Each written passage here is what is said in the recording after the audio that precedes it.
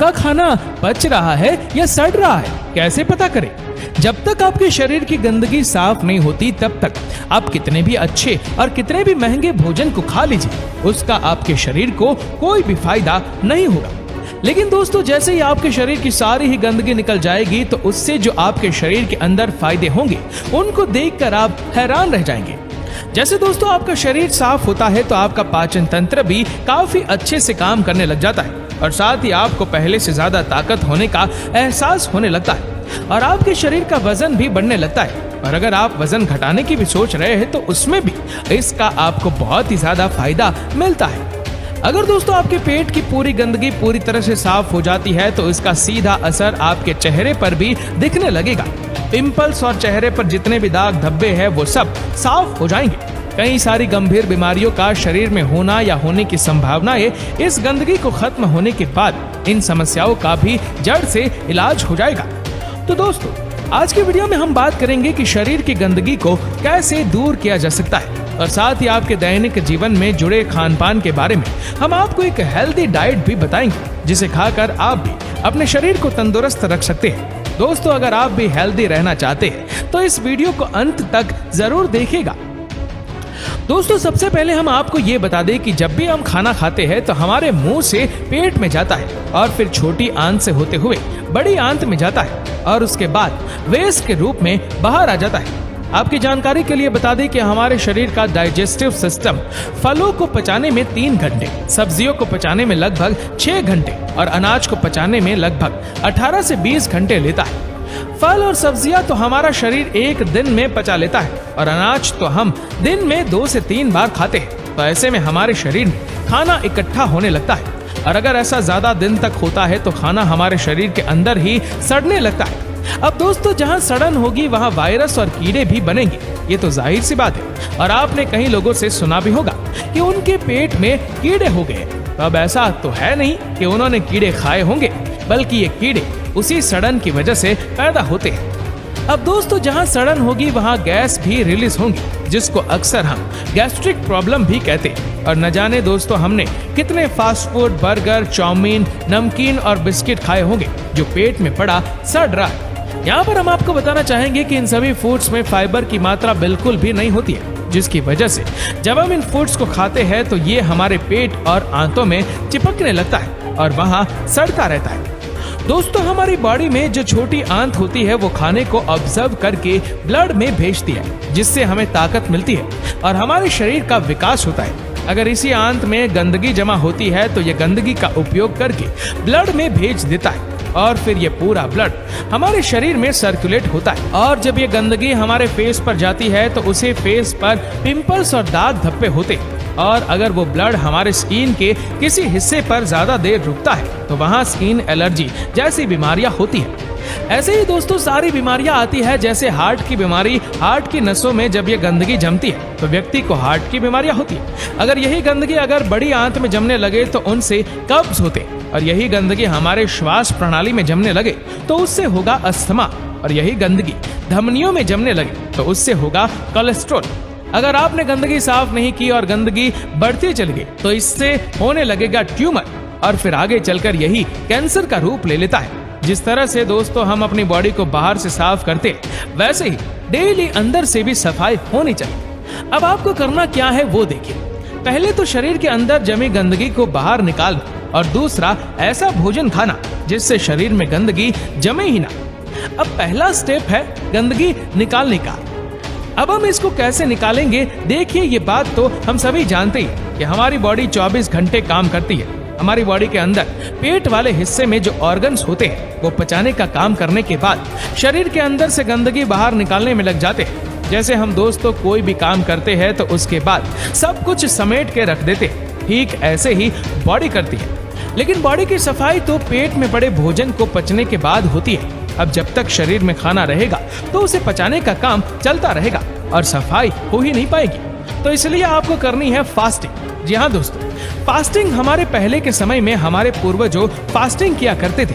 हम जितने भी फास्टिंग करते हैं वो हमारे शरीर के लिए बहुत अच्छी रहती है। शरीर के अंदर अगर हम भोजन नहीं डालेंगे तो बॉडी के जो ऑर्गन्स हैं वो शरीर के अंदर जो पेंडिंग काम है उनको करेंगे।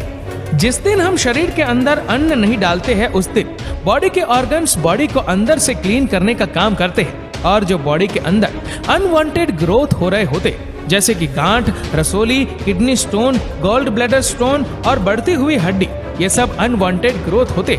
जब बॉडी के पास पचाने का काम नहीं होता तो बॉडी धीरे धीरे उससे खत्म करने में लग जाती है।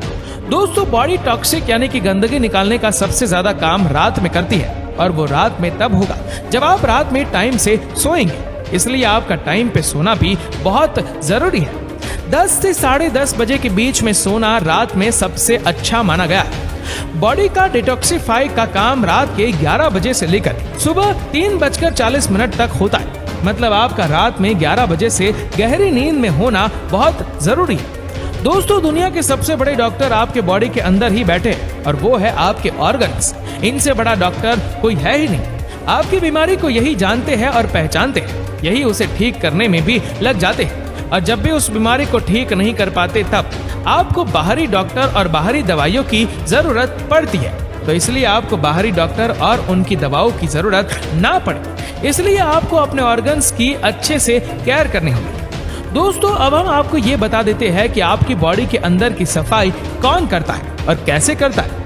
दोस्तों, हमारी बॉडी बनी है सेल्स से। सेल्स में 90% तक बैक्टीरियास होते हैं। ये अच्छे बैक्टीरियास होते हैं। एक एग्जांपल से हम आपको समझाते हैं। जैसे दोस्तों, एक हॉस्पिटल में सभी तरह का स्टाफ होता है। जो पेशेंट को ट्रीट करते हैं वो होते हैं डॉक्टर, लेकिन वही एक स्टाफ होता है जो साफ सफाई का ध्यान रखता है। वो दिन में 2 से 3 बार हॉस्पिटल को साफ करता है। ऐसे ही कुछ होता है हमारे शरीर के अंदर। आप में से कई लोगों ने सुना होगा कि रात का खाना सूरज डूबने से पहले ही खा लेना चाहिए। आज हम आपको उसका कारण बताते हैं। सूरज की रोशनी के कारण हमारे पेट में एसिड तेज रहता है, यानी कि हमारी जठर अग्नि प्रदीप्त रहती है। मतलब कि हम इस समय कुछ भी खाते हैं तो हमारा डाइजेस्टिव सिस्टम उसको काफी अच्छे ढंग से पचा लेगा। पर हम सूरज डूबने के बाद में कुछ खाना खाते हैं तो हमारे पेट का एसिड काफी धीमा हो जाता है। मतलब जब हम सूरज डूबने के बाद कुछ खाते हैं तो वो ठीक ढंग से नहीं पचता, यानी कि जब तक सूरज है तब तक हमारा डाइजेस्टिव सिस्टम काफी स्ट्रांग होता है।